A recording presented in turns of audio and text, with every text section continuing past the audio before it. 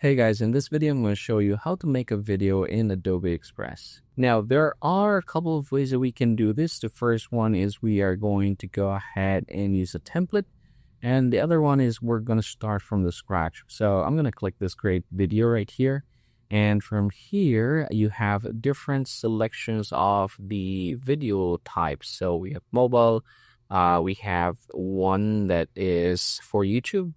And then we have social videos right here for different social networking sites.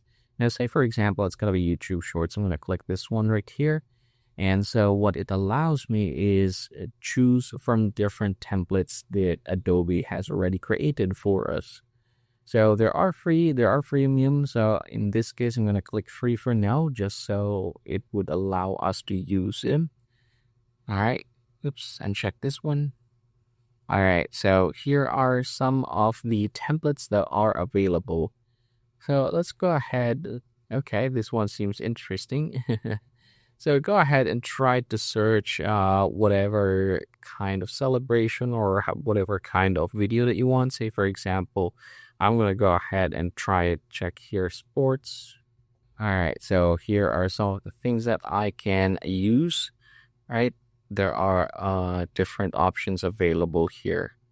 Now, in this case, we're seeing so many things that are not video. So we're going to fix this. We're going to click this one right here, click type, and then choose a video templates. And that is going to allow you to be able to see different options here for video. Now, go ahead and choose whatever fits best for you. For example, this one, I'm going to click this right here. All right, I'm going to close this one.